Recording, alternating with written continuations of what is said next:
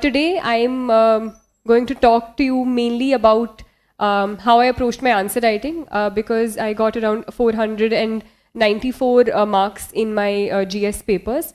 And a lot of it, according to me, was possible also due to a lot of answer writing practice and building content geared to answer writing practice as well.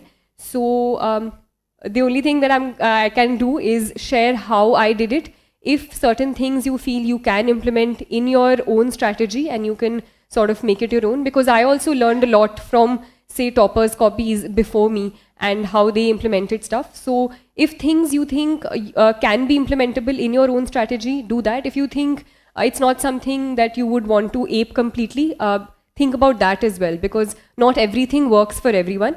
So I'm going to say all of that with this caveat. And anything else, if you want to ask me towards the end of the presentation, you can do.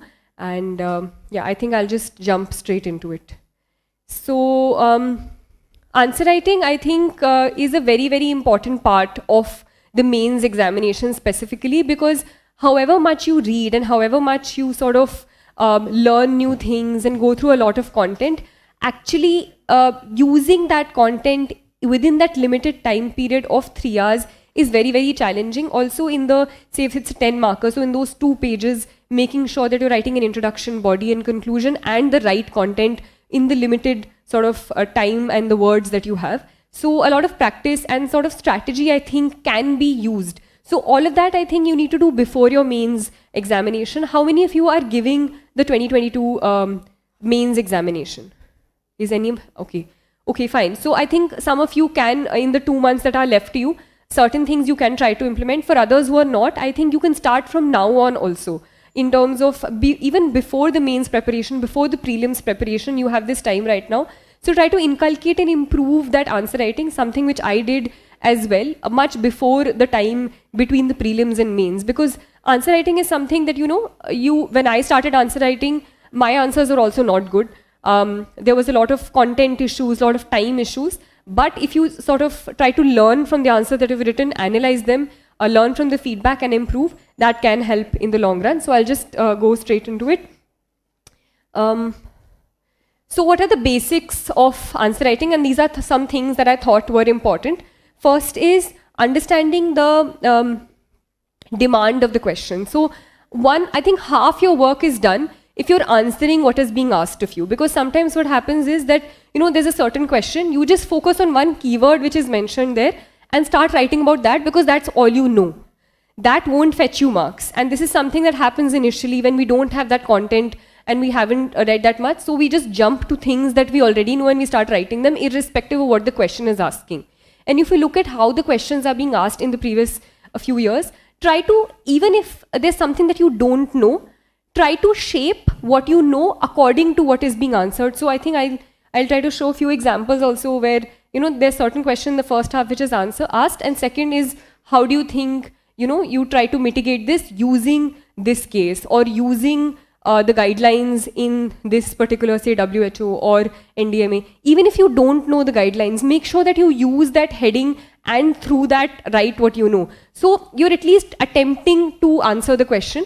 And the most that can happen is, you won't get marks for it, but at least if you completely don't mention that or try to answer the question, you won't get any marks. So make sure that you understand what is being asked and try to answer that only rather than just randomly saying stuff, and make sure the answer is coherent in a way.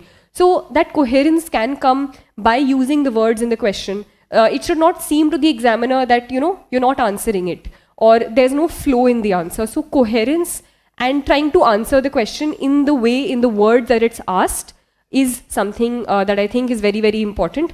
And if you manage to do just that in all the 20 questions, half of your work, maybe not half, but a lot of your work will be done. Secondly is content. You can't write good answers without good content. So you can't so I've seen sometimes people, what they do is they do a lot of answer writing practice. They come and, write answers every day and say that, we're not improving that much. You can't improve your answers if you don't have good content, what you're writing on. So while you're doing answer writing practice, Also work on the content. Use your model answers which are being given to you. If, for example, if you're going through the MGP, or use others' toppers copies, or use the newspaper, use the other material that you're reading. Go back to the material. So this is something that I used to do. I used to build sometimes content based on the newspaper, say certain examples for GS4. If I find certain examples, I'll just write it down in my ethics copy. So I had copies for GS1, 2, 3, and 4. So any sort of, say, some new cyber attack has happened, I used to go to my GS3 and write it under the security heading. And when I was writing, say, a question on cybersecurity in my MGP or otherwise on my previous question papers, I used to go back to the notes and add that there. And even after you've done an answer writing, do spend some extra time. Go back to the content, try to look for more content if you feel that that answer is not good enough. So building content is very important. For certain things like internal security, all of that, you can already prepare certain templates, prepare 2-3 pages notes for clear-cut topics in the syllabus. So once you have that content ready, you've understood what the question is asking, structuring becomes very important. And structuring, I think I wrote down a few things. Yeah. So structuring can be of two types, right? So structuring is, first is content-based structuring, and the second is spatial structuring. So firstly, the structuring in terms of introduction, body, and conclusion, that can usually be followed. I try to usually follow it. There are certain questions where, you're running out of time, so you'll just write a one-line conclusion, or sometimes you can, directly jump into the question if you have very less time at the end, but try to have some sort of introduction, 2-3 lines which introduces it, then a body which will contain a lot of points in terms of actually answering the question, and a conclusion which can be forward-looking, which can include a quote, which can sort of include SDG goals or any sort of important terms. So in terms of that, you can have a structuring. Second is content-based structuring in terms of what the question is asking. So sometimes there are 3 parts to the question or 2 parts to the question. To understand those 2 and 3 parts, start with an introduction, use a subheading, answer the first part of the question, use a subheading, answer the second part of the question. What that structuring in terms of content structuring helps you to do is, it helps you also to make more points and think in those lines. Sometimes when you're just writing without any headings, you just get into the flow, you forget what was asked. But if you tell yourself, 1 page I'll devote to the first half of the question, second page I'll devote that, and you write those headings, you can also think of more points, right? So the first is content-based structuring. Second is spatial structuring in terms of how to make the answer look better. So first is obviously underlining. Don't underline randomly. I've seen people underline the most random things, because if you underline the things that are important, the examiner looks, I think at least you can assume that he would look at them rather than the other stuff. So underline the important stuff, the things that you think are crucial to the answer. Second is spatial structuring in terms of, say, margins.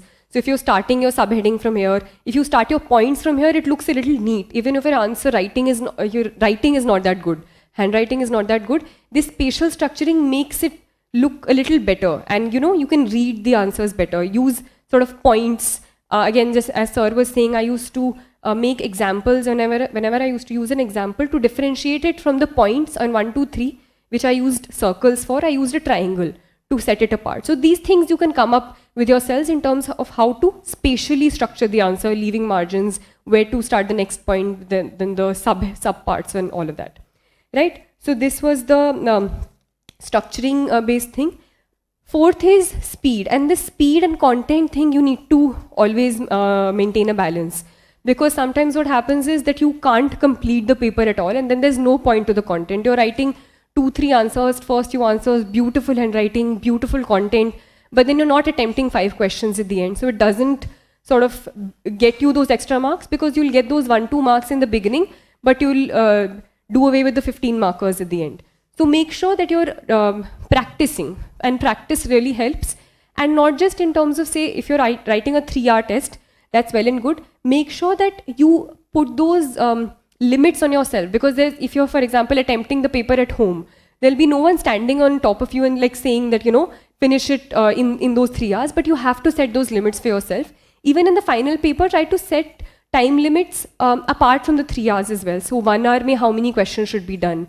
Or something that I used to do was, so for example, if I've set 7 minutes for one question, the early ones, then if I'm completing, say, the first question by 8 minutes, then I used to make sure that this next question I'll complete in 6 minutes, so that it doesn't carry on for that long. If you're, say, 8 minutes, then another one 8 minutes as well, third one 8 minutes as well, then for the end you have very little time. So if you're taking more time for one, take less time for the second one. So those sort of things, and you need to come up with and start practicing in a fixed environment. If you can't attempt the full length paper, make sure that you attempt 3 questions and complete it in 7 minutes each or 6 minutes each respectively. So work on speed. And if you have all of these ready, I think more or less the structure of the paper is done to get those extra marks. If, for example, you've already given your attempt, you haven't got enough marks, how to make your answer better if you've sort of worked on all these 4 things already, that is where the embellishments sort of fetch you the extra marks. So embellishments can be in terms of, say, diagrams, they can be flow charts, they can be maps, say in geography, you can sort of make boxes, arrows, all of that.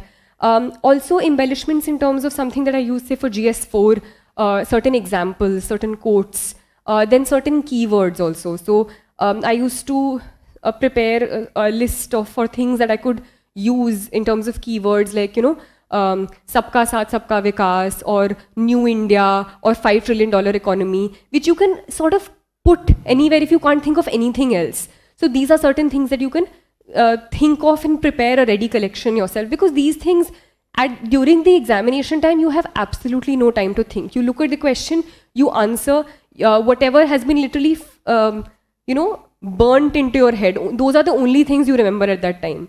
You can't remember things which you've just cursorily read once. So you need to do this homework before you enter the examination hall. And these things, in terms of preparing a set of examples, revising it multiple times, I also sort of made a list of 10 Padma Shri awardees, 10, 15 who were sort of important and in various different fields. So I used them across my 4 papers wherever I could use them. So keep looking out for such material, keep collecting it. For those who are, say, not giving the mains this time, start doing it from now on only, because it won't happen in a day. For those who are giving it, if you have a ready collection of quotes, if you have a ready collection of whatever material you have, just try to revise it and try to use these as embellishments. So for GS2, you have committees. For GS1, again, society, you can have certain examples, GS2 committees, or, say, articles, parts of the constitution. So for each paper, the demand is a little different, but these embellishments can sort of help you make your answer prettier, better, all of that, right? And again, an analysis, practice, improvement. Just keep on writing won't help. On all these parameters, when you write a paper, when you've completed, for example, a test paper or your own paper, go back. Just don't go to the next one without thinking. Go back, analyze it, look at each question, think how it could have been made better. So something which I used to do was, even if I got, say, good marks or good remarks in a paper, I used to look at as to how it could have been made better, what could have been a better introduction, what could have been an example that was in my notes which I did not use. So I used to write that in the margin, going back to it. Next time, making sure that if that question comes, I will use it. So I did not have a revision strategy per se. So sometimes what people do is they, revise it, have a revision strategy कि एक हफ्ते में मैं एक बार revise करूँगी, फिर एक महीने में करूँगी, फिर my revision practice was my answer writing only. I used to actually spend time with the answers, go back to it, and that way it gets, you sort of imbibe it more when you're writing it, using it, rather than just revising it per se for my mains. Yeah, and even if you don't know the answers to certain questions, this is something which happens, say, in GS3 this time, try to use whatever knowledge you have and answer it in the best possible way with confidence. Because at that point, everyone is on the same platform as you. If you don't know, it's likely that more than half the people also won't know. So just tell yourself that the most I can do is give my best at that point. So try to answer with confidence. This is something that I used in my GS3 paper this time, because there were a lot of questions about blue LEDs, S400, which no one knew about. But whatever limited knowledge I had, I tried to complete all the pages that had been given to me with some sort of reasonable content, not just random content, with whatever I knew and implementing it and trying to using my knowledge of LEDs, say, in blue LEDs and trying to sort of put those things in that way. So this is something that you can do.